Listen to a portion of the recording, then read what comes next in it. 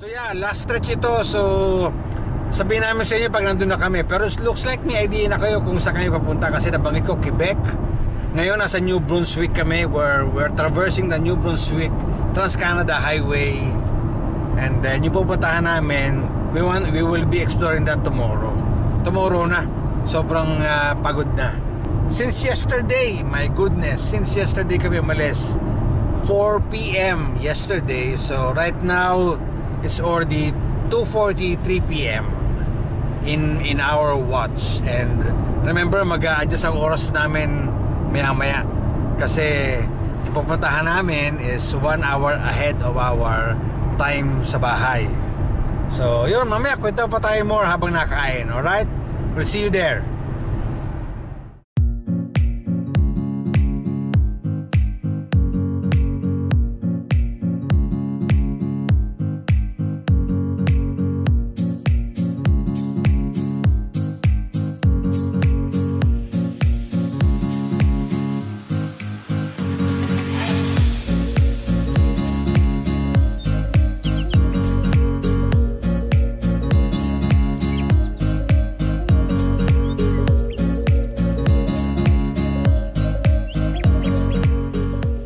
Usual, Mr. Barurot. Mangangako magbi-video pagdating ng hotel, whatever day it is, afternoon journey, and then hindi na mapag-video. The next video is this one. Nakaligo na, pero hindi pa nag-almusal. Nakaligo na, nakabihis na, ready to go again. Kasi sobrang exhausting yung nangyari sa amin, especially sa akin kahapon. Because from our trip with friends, siyempre din namin sila sinasama in the videos, pero from our trip with friends, our friends decided to go beyond the Quebec City and go to the north, which has beautiful cliffs. And then kami ni Miss Barurot, we decided, and anyway nasa Quebec na tayo, so let's cross the border of New Brunswick and then went here to this location. We are here in Halifax, Nova Scotia. I'm not saying this is the easternmost part of Canada because meron pang Newfoundland and Labrador, pero the easternmost province na pwede naming i-drive or with access to land. Kaya andito kami sa Halifax. Remember, Newfoundland and Labrador is required mag ferry boat doon at saka mag-flight. Pero here, all drive. So from Quebec, I drove for 9 grueling hours. Alright, may pit stop pa rin, pero yun, so nakita nyo siguro sa mga previous ones na nandito nga lahat yung mga Atlantic, mostly ocean activities. So right now dito kami sa hotel, nag-book kami instantly dito sa downtown Halifax, where we find na nandito lahat ng possible na puntahan namin. So yun ang advantage of booking in a downtown. A little pricey, pero since you will be out naman sa mga pupuntahan in few minutes, I think that should be okay. Alright, so we'll have a separate review of that hotel, this hotel that we were staying in. But right now, we will go down and pick up our car in the parking, and then we will go around Nova Scotia, kung yung mga tourist spot muna para alam nyo kung ano meron tayo dito sa Canada pag nakarating kayo dito. And then we will go down in Peggy's Cove, one of the most sought after tourist spot here in Nova Scotia, which is a drive away from Halifax. So we will see you there. Maghanap muna kami ng siguro a bit of mangumuya on the way kasi it's 45 minutes drive from here in Halifax. So there'll be a lot going on here. After that, we will go around the whole Halifax hanggang gabi, and we will let you join us.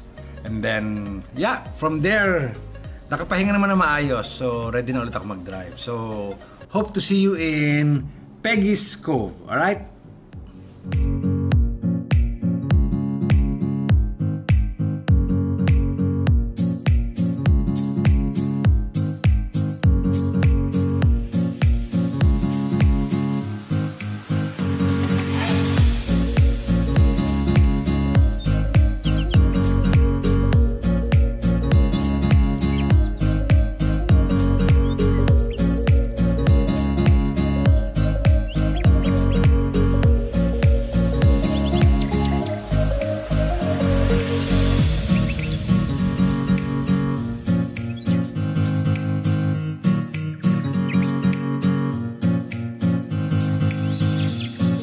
blessing of a sunny day here, there. Kita niyo ba yung lighthouse? Ayan, ganda. Hindi, never expected this much sa Peggy's Cove, kasi pag sa picture hindi na parang hindi mo ma-appreciate sa picture. Ayan, oh. And this is Atlantic Ocean already. Ayan, Atlantic Ocean yan. Right, see? Medyo nagsashadow kasi yung araw eh, yan, oh. So, halika, punta sa lighthouse. Yun, ano yun? Parang pinaka mga restaurant. Yan. I think it's convenient na ito yung location nito, kasi sa Halifax, mostly city. And you know what?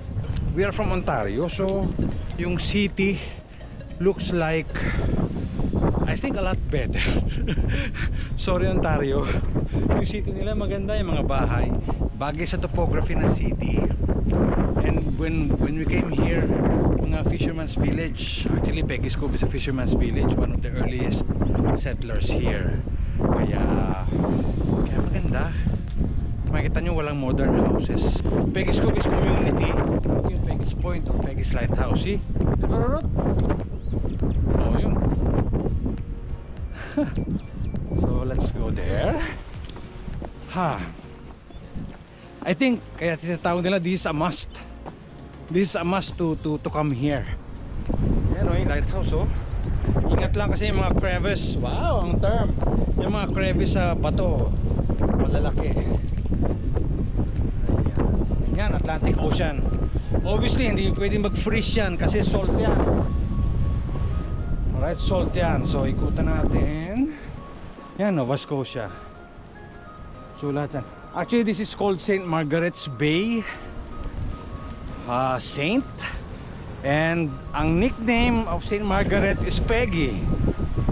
So yun ang naging paliwanag nila for this place. Ayan. Ang hirap i-strategize yung ilaw, pero yes. Ayan, no? See? Yung lighthouse. Doon pa tayo sa dulo para kita natin ng buo. And it's -5.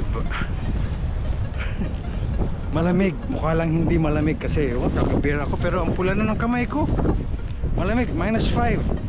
So Nova Scotia, you're lucky to have Peggy's Cove kasi maganda. I can imagine summer at saka fall andito kayo, especially pag on the way kayo papunta dito from the city. Makulay ang puno. Yan yung lighthouse. Alright, this is the easternmost tourist spot, I think. Sorry Newfoundland, maybe you have, pupunta kami dyan. Tayo namin pumunta sa Newfoundland, Labrador. Pero for road trip like this, long road trip, yan ang isa sa mapupunta dito, Peggy's Cove.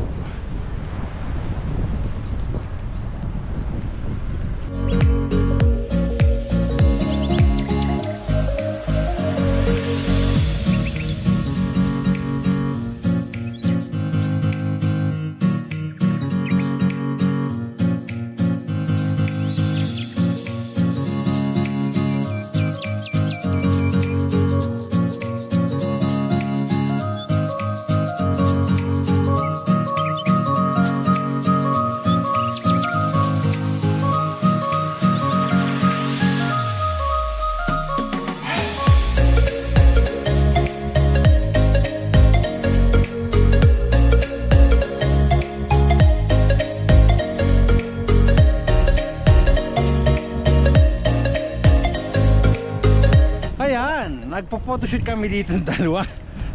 And we're trying to find our way doon sa magagandang locations ng photoshoot. So syempre kinukunan namin yung lighthouse. Ayan. Tapos nagtatraverse kami sa mga batuhan na may snow, kaya hindi siya ganun din kadali. Ano pala, magandang advice dito, kung gusto nyo ng magandang picture is winter kayo pumunta. Kaya na ginawa namin. Malalim. Yan. Ayan. So ito lang ang medyo catchy dito kasi may snow, -5. So this feels like -8. -10 dahil sa wind chill. Tapos mali kami ng dinaanan. mali kami ng dinaanan, so balik tayo. Balik tayo. Up. Yan. So just so you know, yung lakarin mula sa lighthouse, ito lang yung parking area. Okay, this is like what, 100-150 meters. So again, pag may dala kayong mga bata, just be careful. Huwag nyo silang hayaan magtatakbo kasi they can just easily fall into the crevice. Mga, tama ba yung term ko na crevice? Pang yelo yata yun, o pati bato. Anyway, baka malaglag sila mga ganyan, maipit. So coming here, mayroon din itong deck platform sa mga ayaw na pumunta dito. Atlantic Ocean yan. Okay, open ocean yan, papunta na ng Europe yan. Okay, kung gusto mo maglangoy-langoy din pag may time. So yan, yun yung Peggy's Cove, just right at the back of the parking, or vice versa. And this is the whole Nova Scotia province, as in at whole, but part of it na nakaharap sa Atlantic Ocean. Yan, so you know, ito ang Peggy's Cove dito sa Nova Scotia.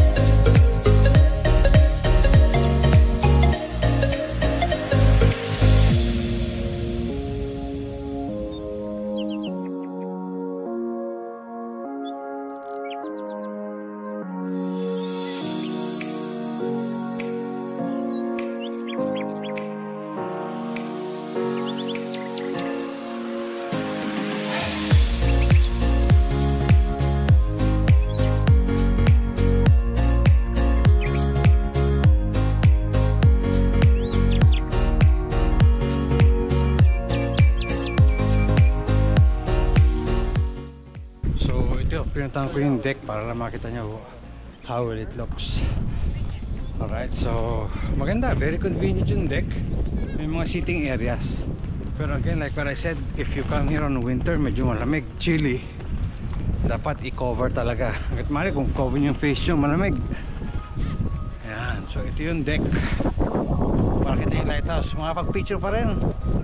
You still take pictures, pero be cautious about the lighting, yung sun, kasi pag actually problema ng karamihan na nagpe-Facebook, Instagram, actually mostly Facebook, yung common picture, pag nagpa-picture dito against the light, so problem palagi. So be careful with that, pero the rest okay yung location, you know, very convenient. May mga upuan, ganyan yung lighthouse.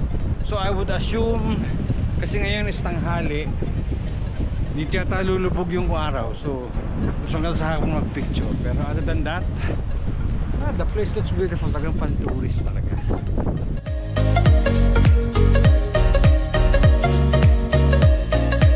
So we're just exploring the area where yung commercial part of it, just like what I said, yun yung village, Peggy's Cove Village, Fisherman's Village. So nandito ako sa top of the rock, just right across the lighthouse.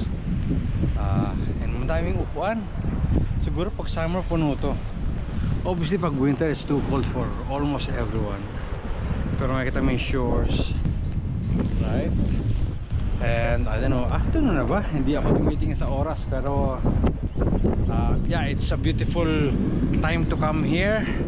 I'm not sure that if it's a beautiful season for you, pero for us, we're fully geared up for cold temperatures, so we think this is good.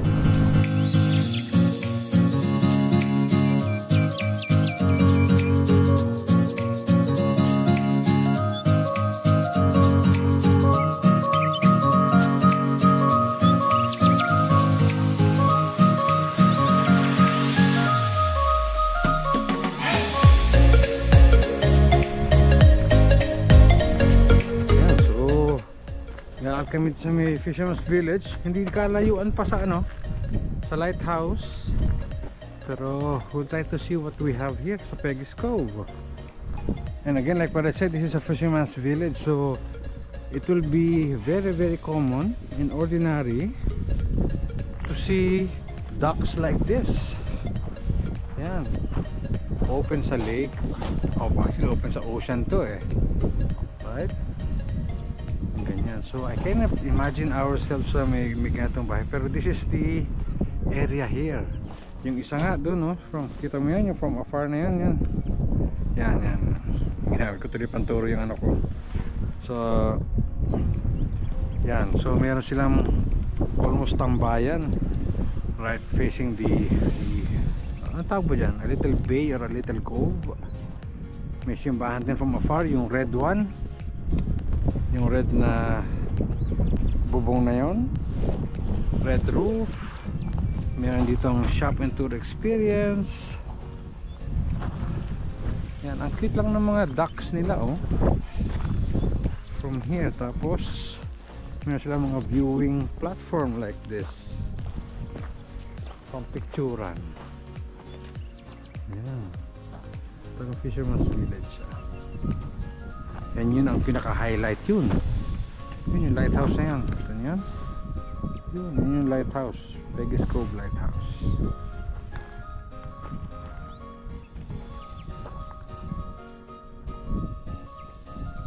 Tahimik siya actually. Tahimik siya. Marinig mo lang yung yan. Marinig mo lang is yung waves. Hindi ganun kaingay. Ako yata pinakamaingay. Tahimik siya, parang mga walang tao sa mga bahay. Pero yeah, this is the Fisherman's Village siguro talaga, and it's a Saturday. I don't know kung, to be honest, I don't know if this is really working. Yung mga fish na yan, yung mga fishing boat na yan, hindi ko lang kung gumagana. Pero it's a Saturday kasi I came here, so it's a weekend. You know, parang ano, parang movie set. It looks like it's a movie set from Hollywood thing. Who knows? Maybe you can comment if this area has been used as a movie set from a Hollywood movie. So beautiful. We will be heading back sa Halifax after this. So we will go around and try to see what Halifax is in store for tourists and citizens alike, just like us. Hindi mo kami nagagawin dito kasi it's too far from Ontario, but again, we had an opportunity, so we came. Tingnan pa natin yung